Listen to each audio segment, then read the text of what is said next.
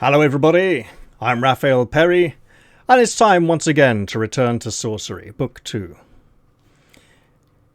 Okay, this is going to be a fun one, it's going to be interesting, and before I kick in, I just want to let you know I've loaded up the save from the end of Book 1, and the way I'm going to treat this series is, instead of going all the way back to the beginning if I die, I will treat the end of book save at the end of each book as a starting point to go back to, as like a kind of waypoint or checkpoint, right?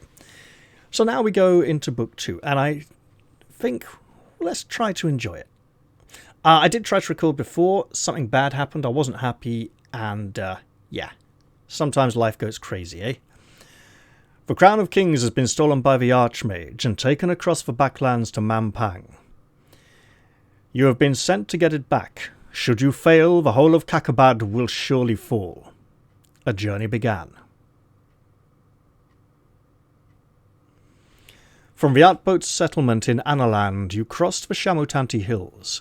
Along the way, you spared the life of a defeated assassin, travelled with a Minimite who almost cost you your life, and fought and killed the dreaded Manticore. You faced cruel twists of fate and deadly traps, a test of character indeed. To survive, you used your blade rarely and your intelligence frequently. You deceived, charmed, and tricked your way through. Your spirit guide changed as you changed, becoming the ape. But now all of that seems a distant memory, for you are approaching Khare, the Cityport of Traps. Founded on a ford of the Jabaji River, Khare was once a camp for the pirates who ambushed merchants sailing from Lake Lumle to the sea. When the camp grew, it became a village, and the village became a town, and now Khare is a magnet for ne'er-do-wells and thieves, ruled over by a council of villains. It cannot be avoided. I'll have to go through. It is the gateway between me and the Baklands to which I travel. You would go around it if you could, but on the far side is the North Gate, the only entrance to the Baklands and the next stage of your journey. If your quest is to succeed, you must enter the Cityport of Traps and make it out alive. Inkle presents Steve Jackson's Sorcery.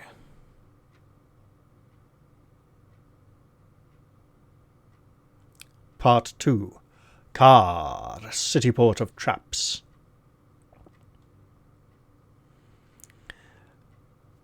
So, yeah, let's go some, right? We're finally on the road near the gate.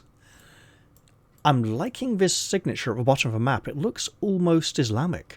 But I'd like to take a moment here to view the map and to go over a few things, right? So, I've only played this adventure twice. Once about 30 years ago when I played the book. And then a second time about a handful of years ago when Inkle produced this electronic version. Now, when I played the Inkle version, I noticed some differences, things that stood out to me as being different from my memories of the original adventure. And I checked with Inkle, and as I mentioned previously in Book 1, in addition to moving some spell components, they made some changes to the adventure. In the original version of Book 2 of Sorcery, the North Gate is locked by a magical spell, and you need to get all of the parts of the spell to unlock the gate.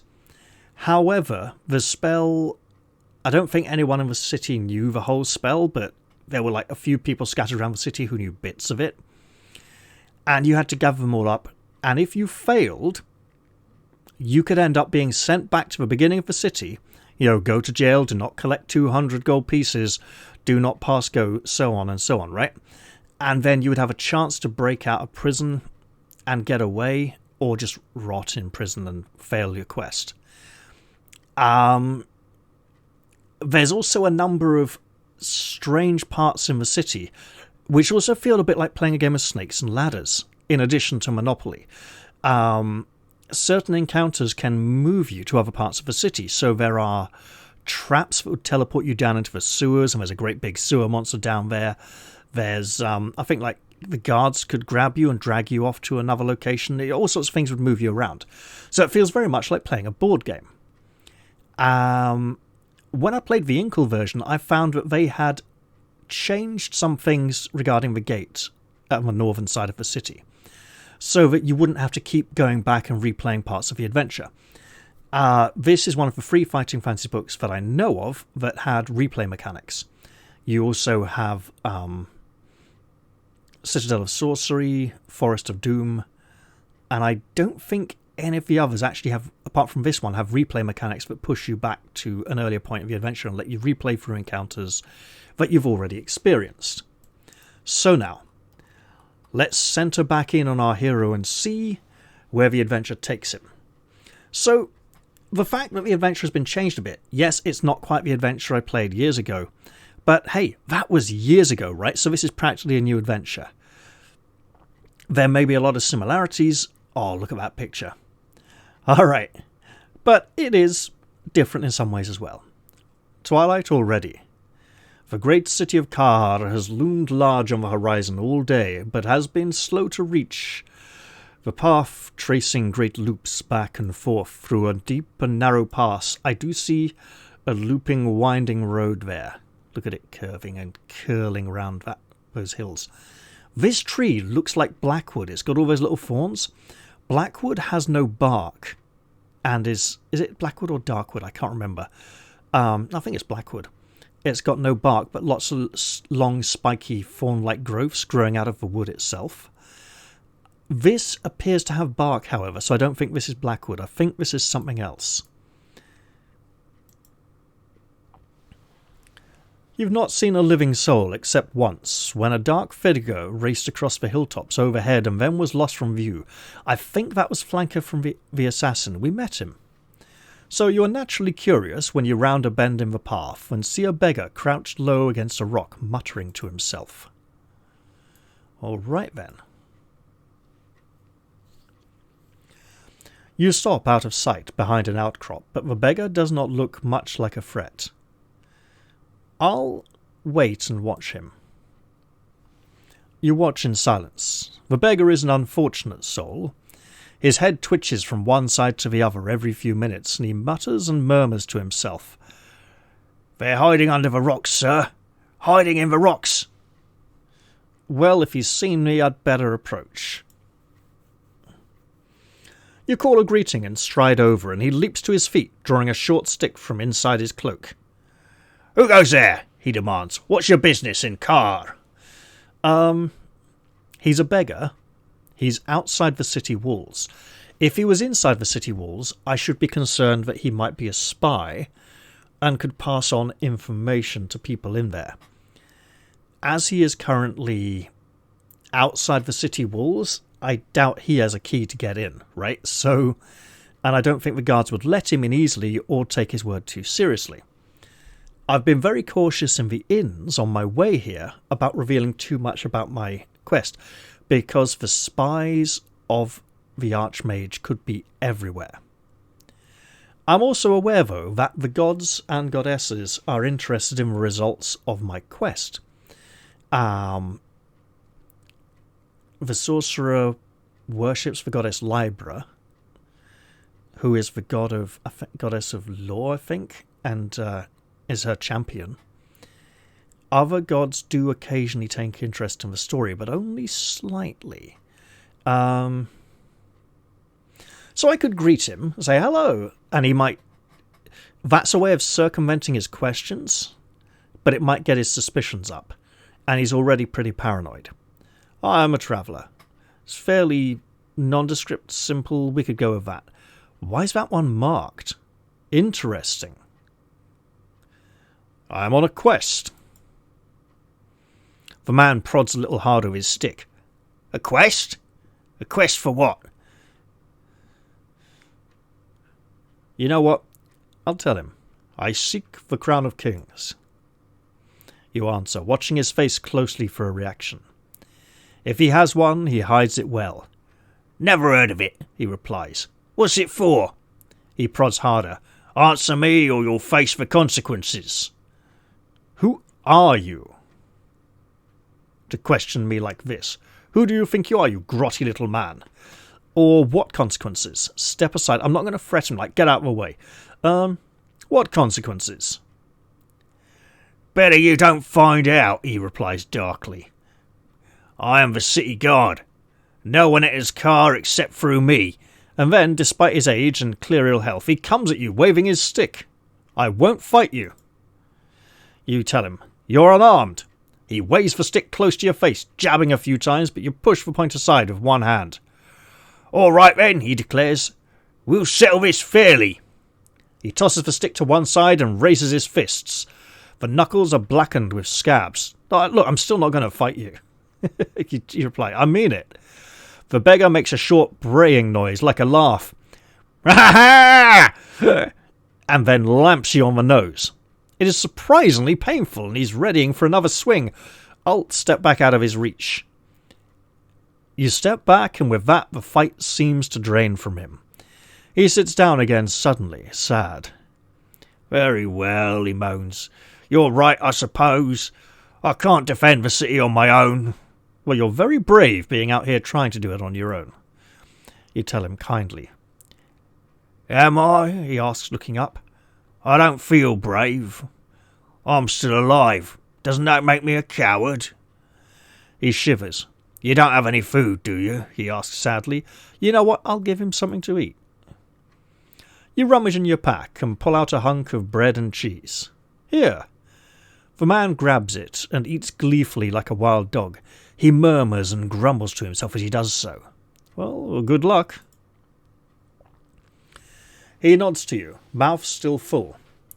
And to you. He screws up his brows for a moment in concentration. And listen. There are archers on the wall. The watchword is Cantapani. Interesting. The Cantapani gate is all the way at the other end of the Shamutanti Hills, back where I started my quest. It's odd that they would use that. I suppose it would indicate where I'm coming from and mean that I mean serious business because I've come all the way through the area. Still feels a bit sus. You waste no time and take your leave. The path winds through gorse and thick grass. Khare squats in a basin in the hills like a stagnant festering pool. You turn one corner, then another, and then the stone walls of the city are looming over you. Talking to people will provide clues to help your quest. You can review your clues on the inventory screen. You have found one new clue. Well then.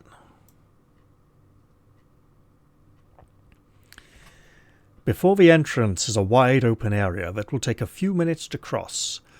You could scramble up the slope to the right to get a better view of the wall. I'll do that. You scramble up the slope for a better view of the wall.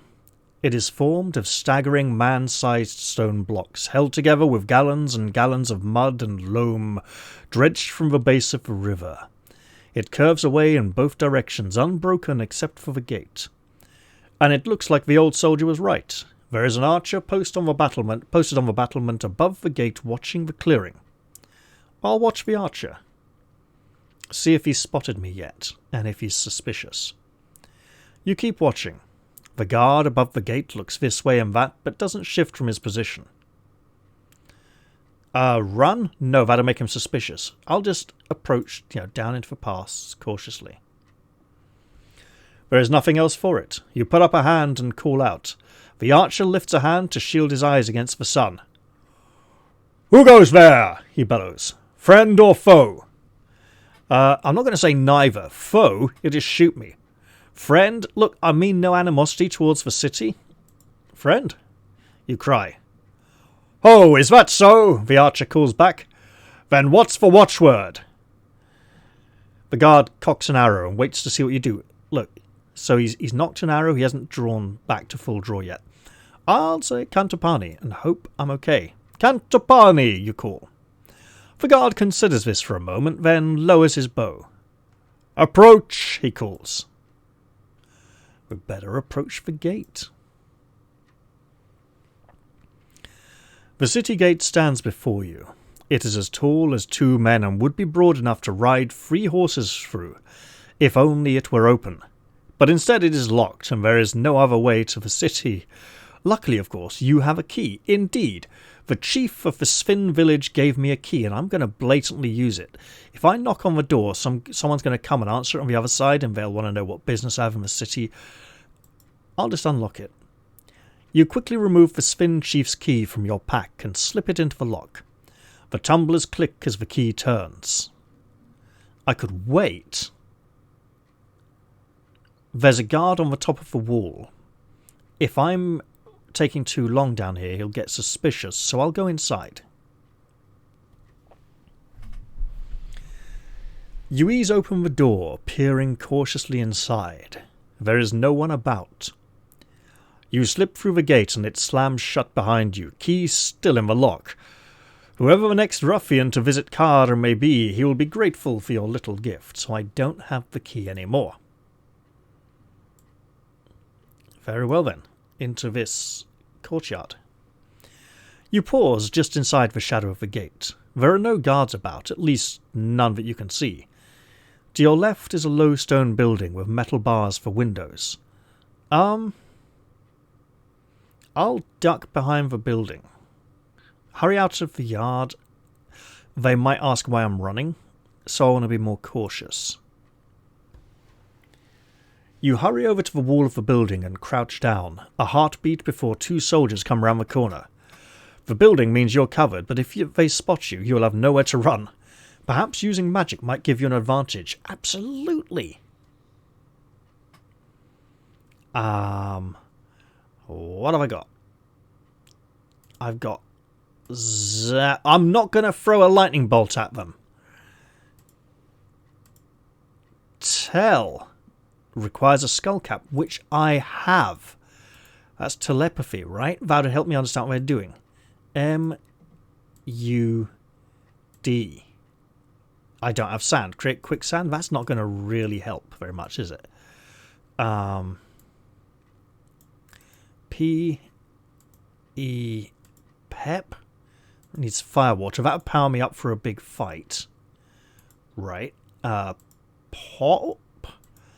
To throw an exploding pebble. No, I don't want to hurt the guards, right? They'll get very suspicious.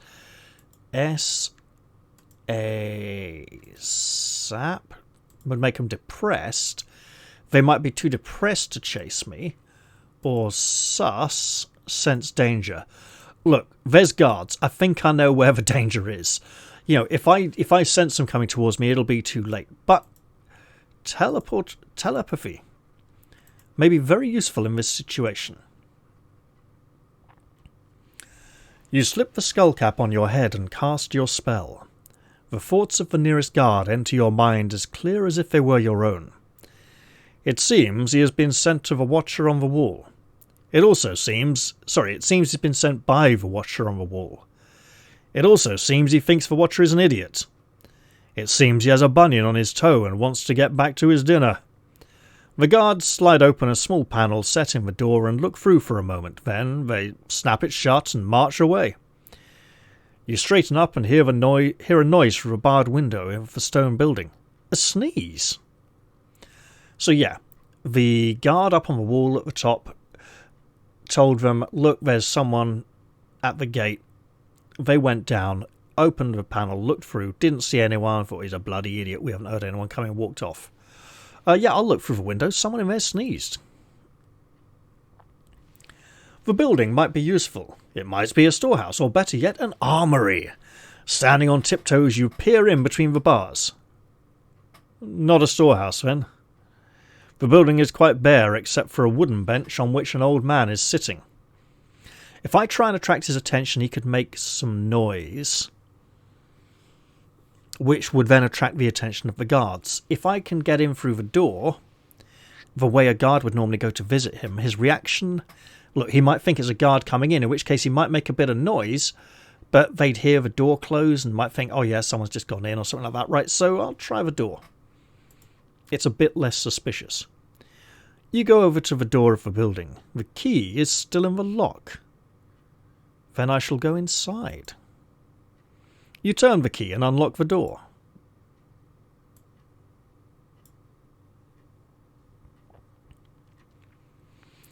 The small room is dark, lit only by the narrow barred windows.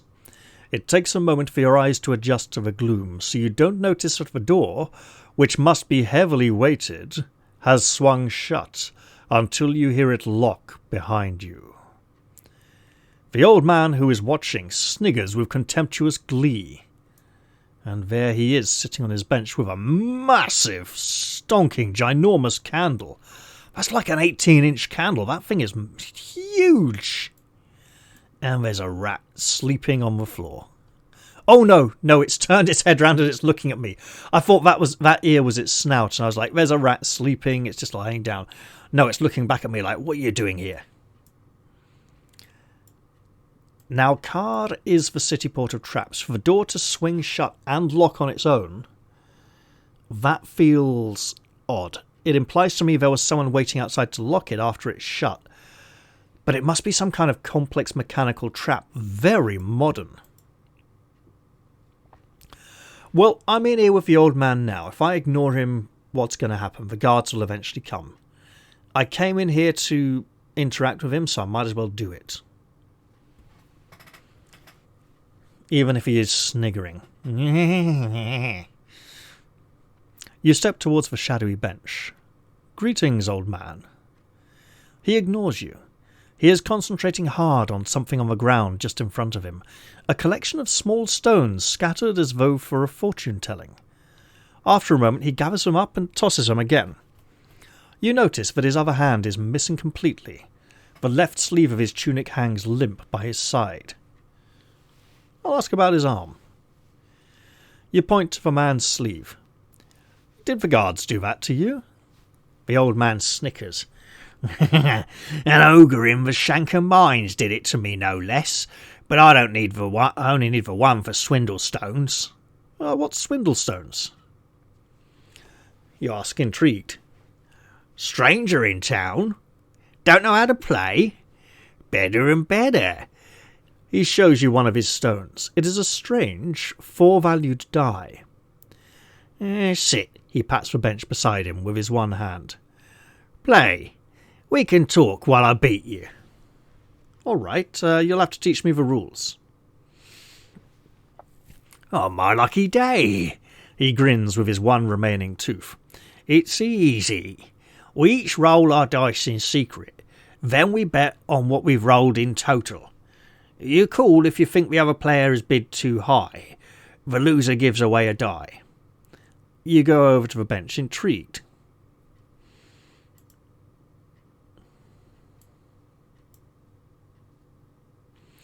The old man drops 4 dice into your palm and sweeps away a patch of dust on the bench for you to play. I'll go first, he says, waving his hand. Show you how it's done. So this is a real game called Liar's Dice, I believe. It's South African or African, I can't remember exactly where, or somewhere in the Middle East. It's around that region. It's a tricky one. It really is. These appear to be 8-sided dice, so I presume they'll be numbered 1 to 4 twice. I have some 12-sided dice numbered 1 to 4 3 times upstairs somewhere. Oh, we've got a question mark here. The game is simple. We bet and bet on what's come up. So, for instance, I might start and bet that between us we've rolled at least 1-1. Which means I've got 4 dice, that's pretty good odds. I've got 2 4s. But we don't know what's on the table, so I'm guessing... So I guess, and I need to push it up so high that it's still a little true, but he calls it because he doesn't believe me. If I go up to 2 4s,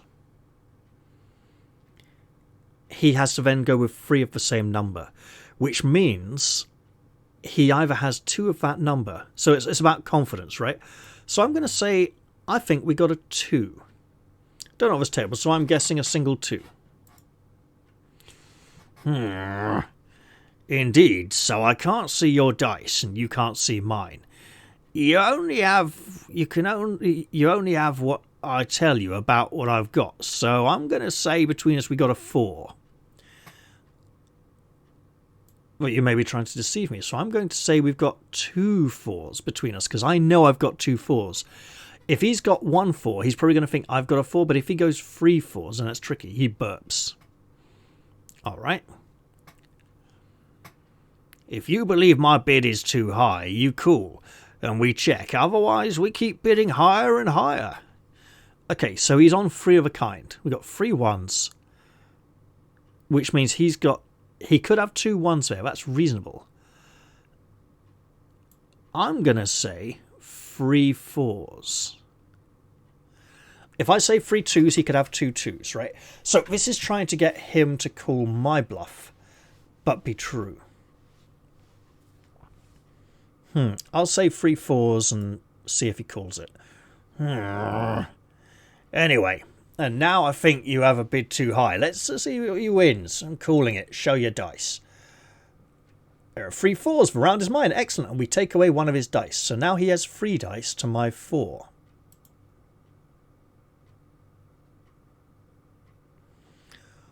Oh! 3 4s. I'm going to say... so what's your name? Just bid of 2. Doomed. Well now, a palette of names a powerful thing.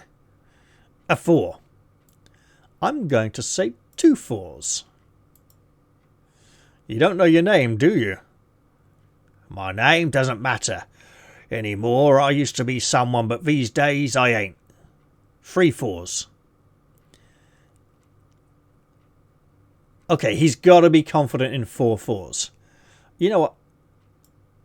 I'd like to know the names of people I beat. Don't you agree? 4 4s. He has to have at least 1 4 now.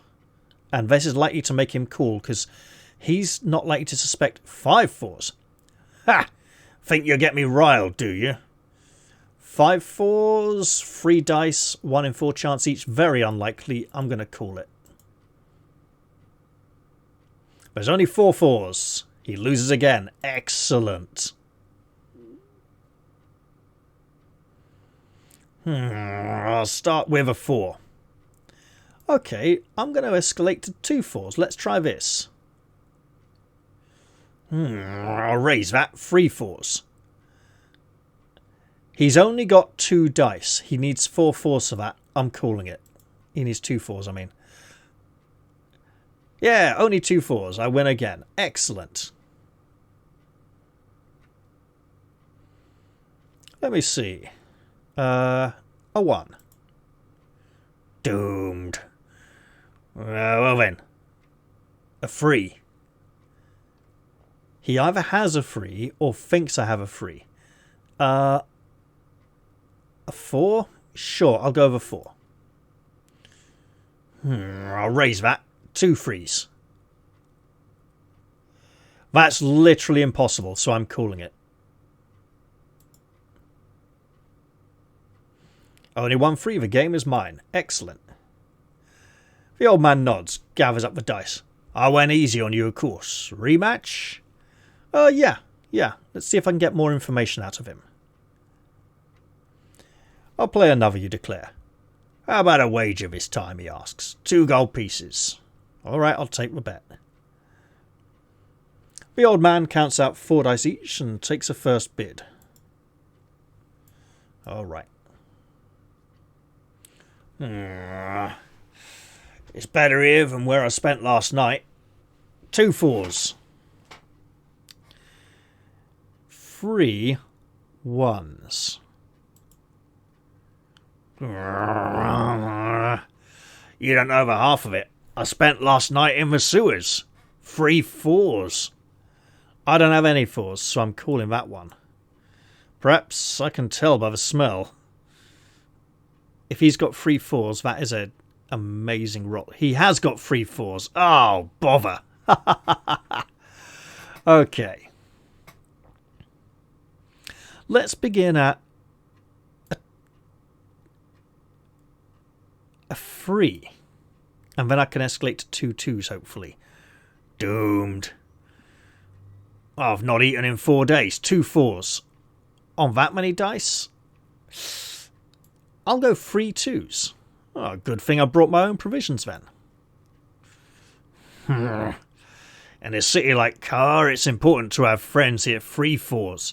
No way. Not again. Only 2-4s. Haha, I win. Great.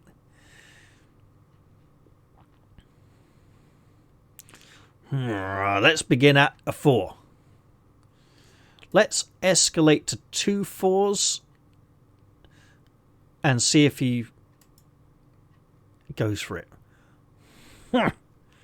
Cool. So he didn't have a 4, or he did? He did! Excellent. I win again.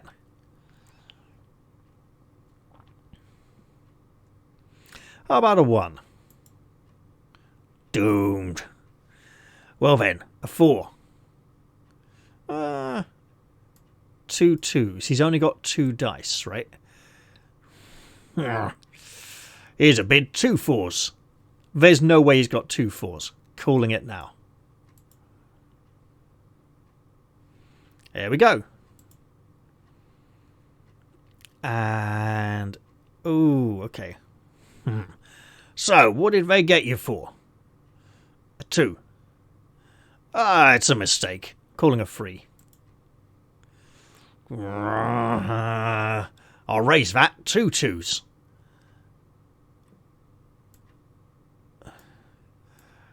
Oh, there's more here. There's a 4. Mailman curses and flicks one of his dice into the middle of the table. So what did I get you for? 2 2. 2. That'd be telling. Or 3. Ah, mine was being lifted from a red eye. I'll raise that. 2 2s. I'm going to go 2 3s. He's likely to call here. Call. Okay. And he had a 2, as I suspected. Well played, he admits. Another game. He started giving me a bit of information there. He got arrested for trying to steal something from a red eye. Oh, that can't be good. One more time. This time I'll take you declare. Another wager, he asks. Sure, we'll take the bet. Alright, what can we get? So this is a way of gathering clues for the adventure to come, right? He has some information, but only so much can be won. So, where are you headed when you get out of here? 2 4s. Oh, I'm going for Baklands. 3 4s. Calling it. You don't believe it. There's 4 4s, so I win because it's higher or lower. Okay. His only eyebrow. The other is just a jagged scar. I wish this would stay on screen and I could go between the two. Let's open with a 1. Doomed. Well then. 2 1s. I'm going straight up to 2 4s. He's got to go 3 of a kind. He bids 3 1s. If he has 2 1s, that's a possible. I will escalate to 3 4s. Because he's not likely to believe that. Doomed. Cool. Alright, there we go. Only 2 4s. The old man wins the round. But I had... so he had none. Oh, I'd gone for 3. Right, okay, fine. Yeah. Alright. 2 4s and a 3. I wasn't always in such a sad state. I used to be a hero. 2. Yeah, really? I'll go for a 3. I was part of Glandragor, the heroes group. Me, Vic, Glandragor and Blanca. We were quite the adventurers. 2 3s. I'm gonna go 2 4s. What happened then?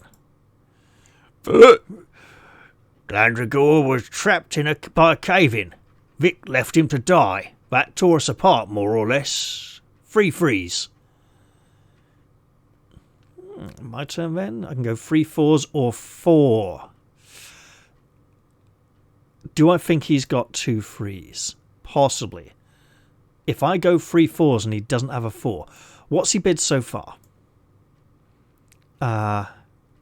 1 3, 2 3s, 3 3s, 2 4s. Okay, so 1 3, 1 2, 1 3. So I escalated it from 2 to 3. He escalated it to 3 3s, so I have to say 3 4s or 4 of a kind. Between our 6 dice, 4 of a kind is very unlikely. I'm going to go, or I can call it. He could have a free vote. I'm going to have to go, if I go this many, he's going to call it. Cool. Yeah, he don't believe I've got that many. Only 2 4s, he wins. Yeah, I went too high.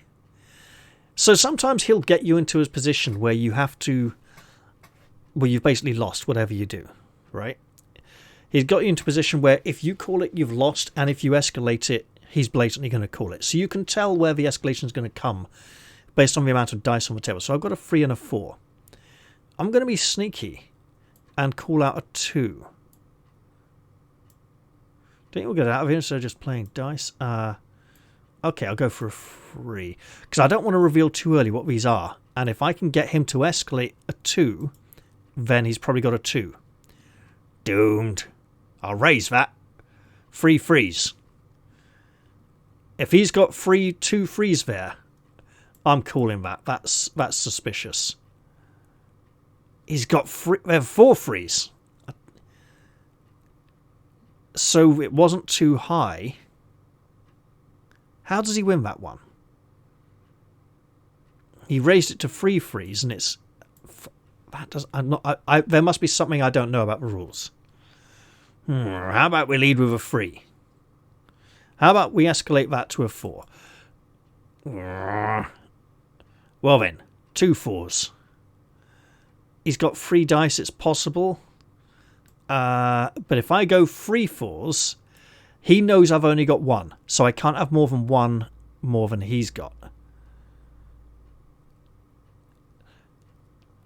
If he thinks 2 4s, in theory he thinks I've got no 4s because there's a 1 in 4 chance that'll be a 4. So I go 3 4s. Cool. And he'll probably win now. Yep, only 2 4s. He wins. Okay, fine. And I'll lose a bit of money. I did say only the 1 more, so thanks for the game. Thanks for the game, you say, standing once more. I enjoyed beating you. The pleasure was mine, the old man says bitterly, putting his dice back into his pocket. He leans back against the stonework and hums quietly to himself. We've found 2 clues. Excellent. What have I found? No, I don't want that. Here, clues. So, Glandragor and Vic were comrades together once. A man named Vic runs several businesses in the Cityport. I think I might need to play a bit more. Can I talk to the old man and play some more? You take a seat on the other bench from the old man who is fussing with his empty sleeve. No. Okay. You stand from the bench once more. Well, I will try to escape. This should be no mean feat for a mighty sorcerer like myself. It should be fairly easy. You go over to the door, locked, of course, from the outside. Well, I will cast a spell, because I reckon the stars will allow me to cast Dop here rather easily. D-O-P, for door open. Opens locks and doors. There we go. You aim the spell of opening towards the door and slowly, quietly, let it go. The lock's rusted tumblers click over in response. Very good, the old man chuckles. Let's check outside before leaving. We don't want to run out into the arms of a guard patrol.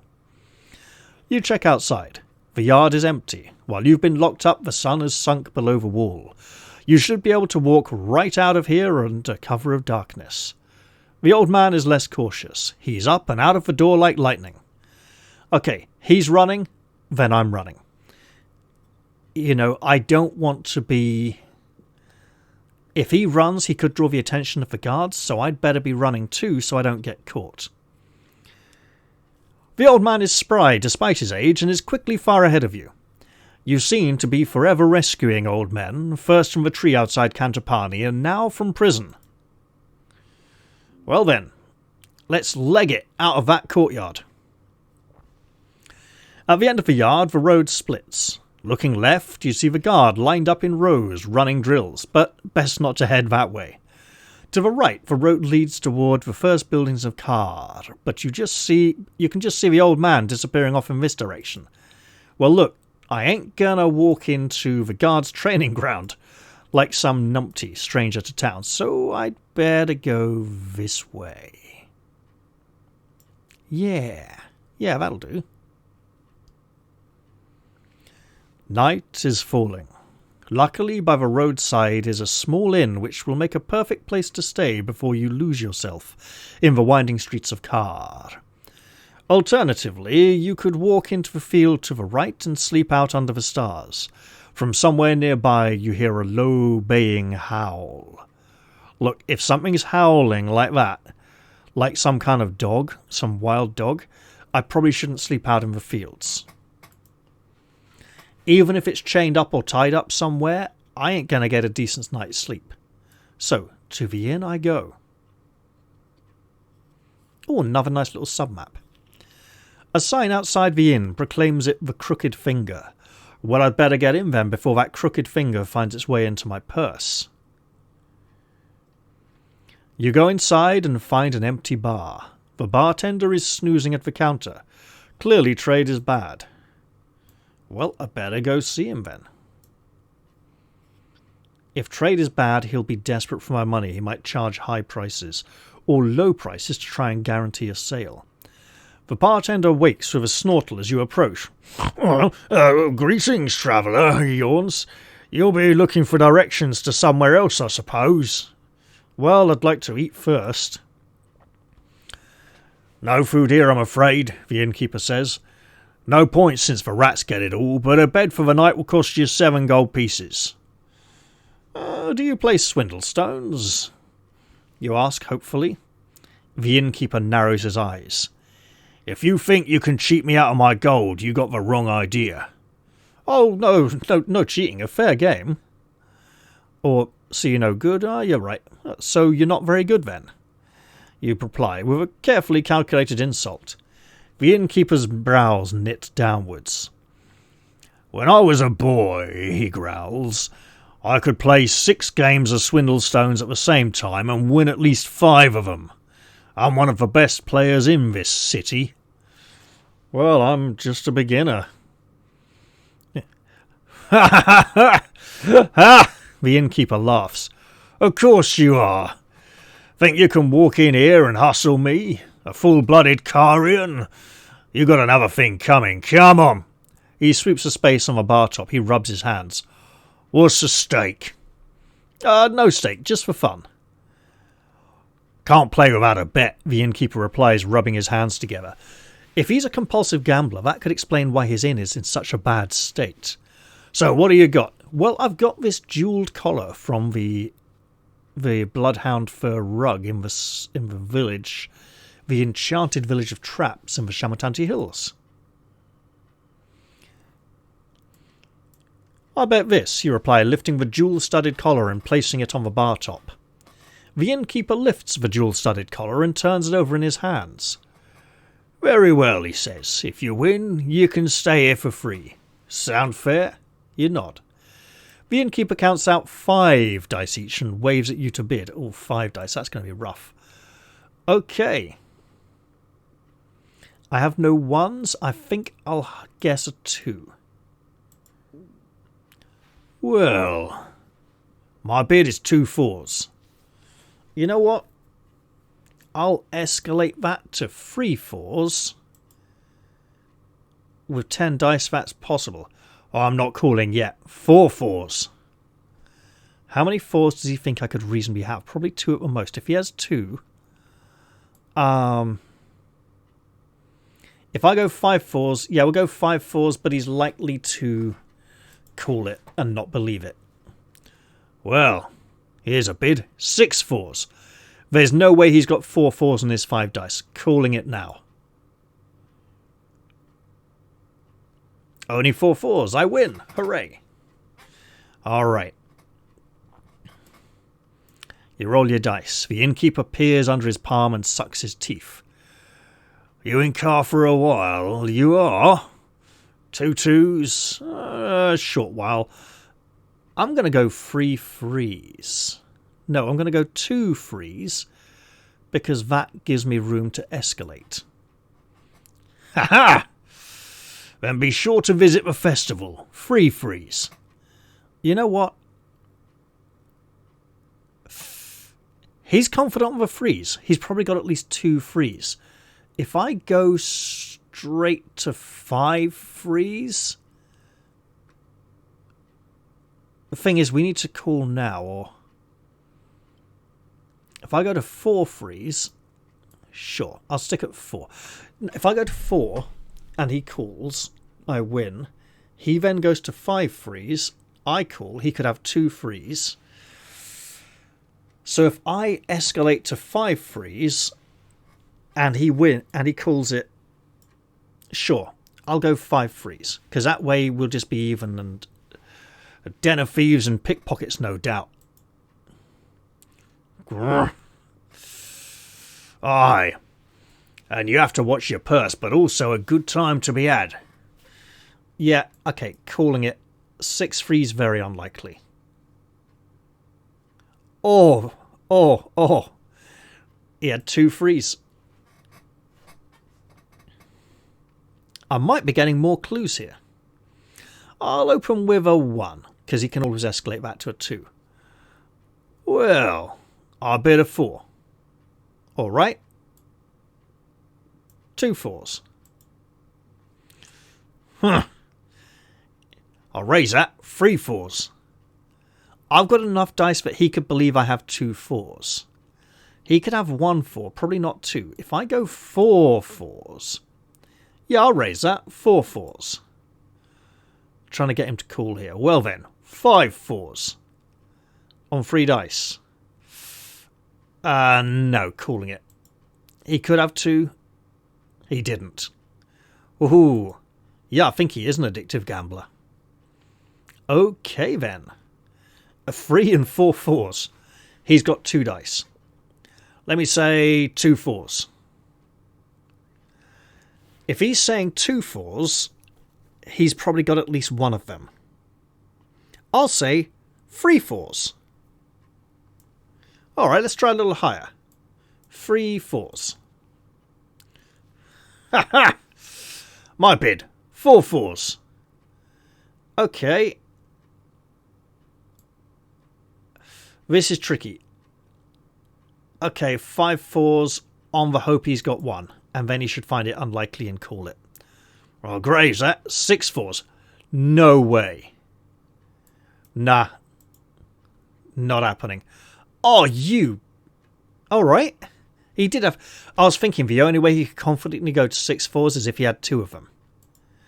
And he knows that I'm betting high on 4s, so I must have 2 or 3 myself, right? So he could then add that up and go, okay. Alright, so let's start with a 1. Well then, 2 1s. 2 3s. Huh. I'll raise that. 3 1s. He likes his 1s. Wait, 3 1s? 3 3s. If he goes to 4 1s, he's calling it. Okay. Yeah, he had 2 1s. I thought so, because he was pushing heavy on the 1s. Alright.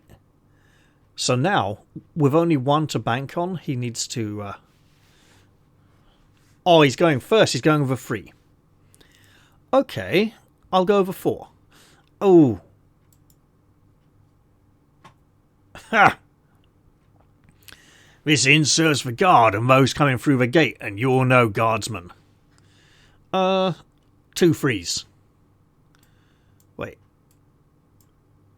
A 3? He's got a 3. 2 freeze. I'm calling it.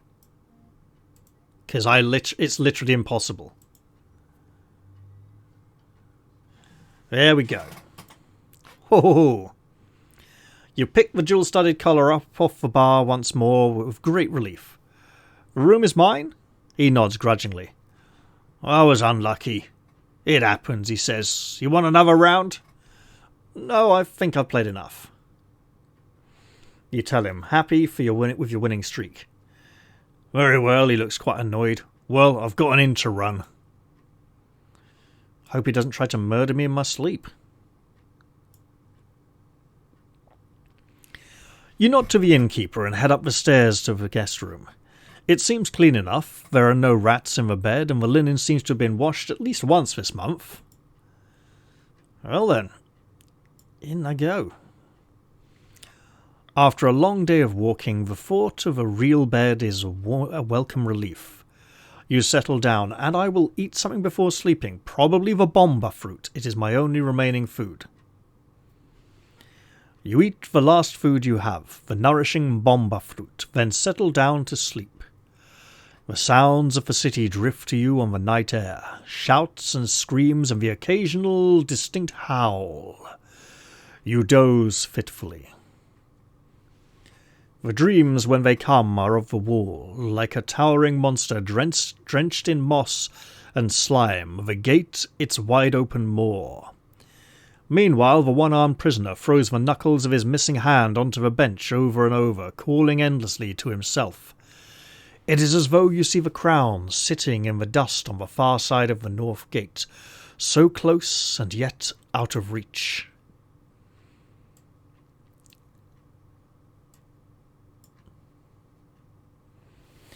You feel better for your night's rest. Going downstairs, you find the bartender miserably counting coins on the bar. Need anything? He asks hopefully.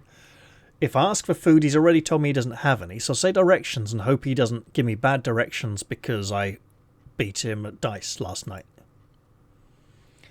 The innkeeper laughs. Just follow your nose. Everything in Khare stinks, so it'll take you where you need to go. You shake your head at his useless advice and take your leave of the inn. So be it then. Oh, these mini-maps are overlaid onto the big map, I see. And that's why they zoom out. Outside, the air tastes fresh. It has rained a little overnight. A little distance from here, a busy crossroads marks the start of the city. However, I think I've been recording for long enough, so I believe that crossroads will come in the very next episode. I hope you've all enjoyed this beginning of my journey, and I hope you'll all stick around for the next one. So, see you all soon. Bye for now, everyone.